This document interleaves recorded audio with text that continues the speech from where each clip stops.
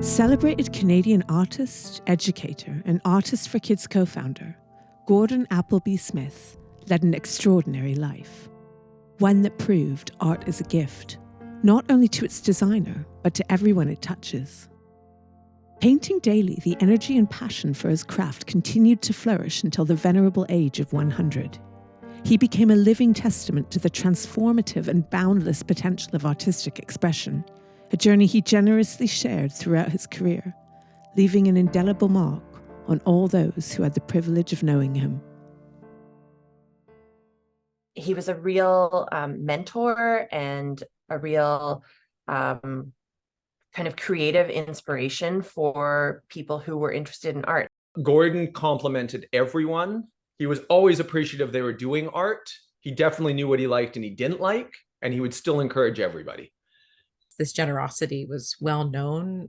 And another really lovely sort of universal reminiscence about Gordon was that he was an incredibly humble artist. Born in East Brighton, England, Gordon's artistic roots were nurtured in his father's painting shed and through visits to London museums where he soaked up the works of romantics like Turner. Emigrating to Canada in 1933, his ongoing exploration would lead him down a path to embrace modernists like Kandinsky and Duchamp and eventually adopt abstraction. I think that one of my favorite quotes spoken by Gordon, and he said this very regularly, is that he was 100 artists deep, indicating that he was influenced by so many different artists, both living and part of his personal and professional network, and also those who came long before him. He was always in a struggle to try to get ahead.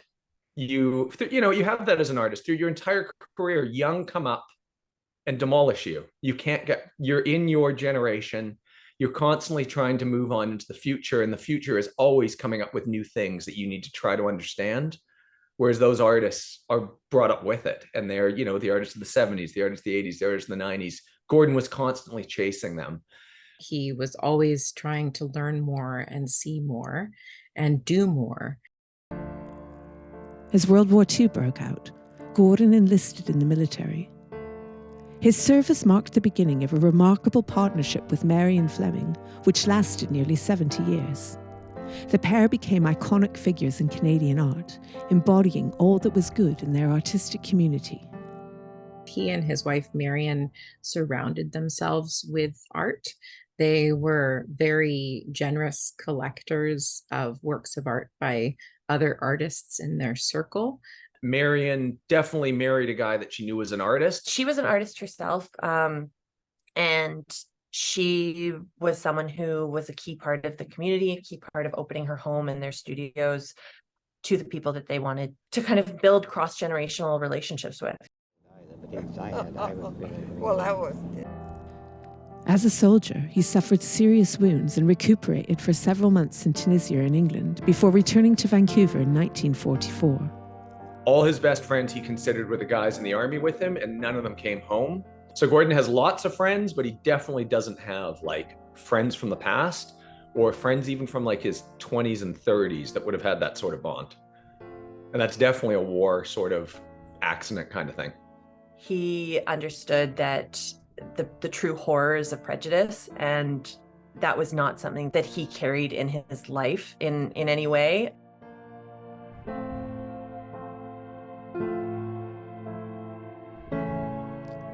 In the ensuing years, Gordon and Marion found themselves at the heart of a thriving Vancouver artistic community, connecting with artists, educators, and architects. Their home became a gathering place for creative minds, sparking profound cultural conversations. I have spoken to so many of their artist friends who recall very vividly having dinners regularly at their house. And often they would be sent home with a work of art by Gordon, or they would come with a work of art for Gordon and Marion. Because Gordon's so gracious, he would, he'd be encouraging everything, whereas Marion was definitely the filter. And the two of them would have conversations afterwards where she would basically, explain her side of it. And it would be things Gordon hadn't even thought of. Gordon's deep-rooted dedication to the field extended to his teaching career, where he inspired countless students. He believed that art was not just about drawing and painting. It was about making people more aware and creative. I learned from my students. I respected my students. I had great people, whether it was a grade 6 class or whether it was a 4th year painting class. Many of the art teachers in the province were taught by Gordon Smith. So in a very hands-on way, he has impacted many people directly, and then of course the students that they've gone on to teach indirectly. Gordon understood that you don't need to be an artist to understand art or to think in artistic ways, but having that taught to you or shown to you will make you a better human. And that's art in elementary school, getting kids to try things, that's supporting any sort of artist group that's going on to push the boundaries in his community, all of that sort of stuff. Whether it's the people making it or the people viewing it, it's helping people to think a little bit differently and hoping that actually improves their lives. In 1989, Gordon co-founded the Artists for Kids Foundation, and in 2002, he and Marion established the Gordon and Marion Smith Foundation for Young Artists. Their commitment was to provide art enrichment opportunities for children and ignite community engagement through Canadian art education. As a lifelong educator in the arts, he felt it was really important to give every child the opportunity to make art and to start that creative journey from a very young age. I also did the Artists for Kids program when I was a kid. So I know how amazing it is and how confidence boosting it is for young kids that they are able to get brought into an enrichment program where they get to work with an artist in this real like face-to-face way. As a kid who, you know, struggled with self-esteem and struggled with kind of finding my place, having an opportunity to not only get that kind of confidence boost, but also have a place where it was like, you know, self-expression was valued in this way was so meaningful for me.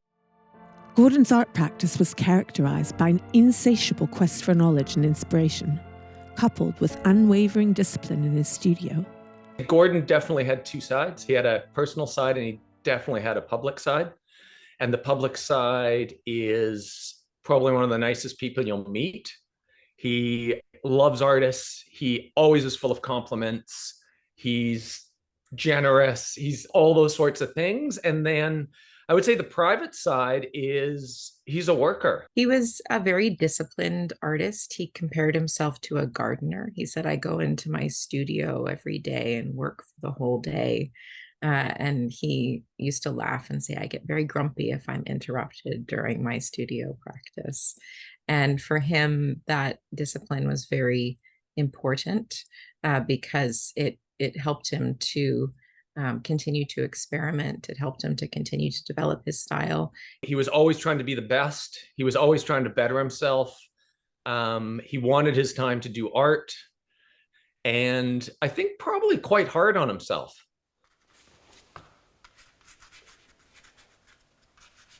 I always want to paint. I really do. When you're doing this, you're not worrying about man, you're not worrying about this or that. It's just wonderful. It's just wonderful to have this, where you just concentrate. This is the problem. This is not a problem, but this is what's so wonderful. And then you get discouraged because you look at it, you come back and look at it. This afternoon it looks terrible. But if I'm not painting, I'm doing something else, matching or photographing or reading about art. These are the things that I keep me going. Mostly reading and looking at other artists. I really get really excited about that. And then you say, oh gosh, that's a good idea. And then it doesn't work out. I think most artists are the same. They're constantly looking for something that sets them apart, but also makes them individual. His enthusiasm extended to a new generation of artists on the West Coast, where he nurtured friendships and imparted wisdom. Based on the way that he lived his life and the relationships that he forged, I know that there is just a real love of people and a real interest in fostering an appreciation of art in as many different kinds of people as he could possibly encounter in his life. By his twilight years, Gordon Smith was considered the dean of Vancouver's creative community, known for his generosity and kindness. He outlived everybody from his generation. So he was riding with them, and I would think behind them a little bit. They definitely got more praise when he was younger. And then I would say 80s on, he definitely strode into his own, like 1980s on. Lots of them had passed away, and then people weren't comparing him to them. I have things in my mind I'm going to keep working on, other ideas. Throughout his life, Gordon remained an avid painter and an art connoisseur, continually seeking inspiration and sharing it with the world. His art is still very relevant today. I think that he is an incredible role model for younger artists, both in terms of the way that he worked in a very studious and disciplined way, but also in terms of his being a model of generosity with younger generations. I think the thing that's really interesting about Gordon Smith and his legacy in this community is the less official channels that he had, that he kind of allowed that impact to flow through the Artists for Kids program, and then through his subsequent support with his wife Marion of the Gordon Smith Foundation, which is connected to Artists for Kids. They very publicly committed to supporting the arts in our community, and not necessarily at a professional level, but at a really local community level, which I think is an incredible model for all of us to think about and to support and to follow. He was a living testament to the gift of creativity and the boundless power of art to unite and uplift. He was always so generous in his, not only with his time and with his curiosity and with his creativity, but also with his art. Like, he wasn't really precious about it, which it's funny because I think we're so accustomed to, you hear of a great artist, you don't really expect them to be willing to just kind of give something away. But that was his whole way of operating in the world. Being the artist of the caliber he was at allowed him to really push the idea of art onto people. He always wanted people to experience art. He wanted people that had no concept of art to learn to appreciate art. He was always the teacher, and he always knew that appreciating art and doing art would make your life better. My best advice to anyone at all is you've got to have an open mind.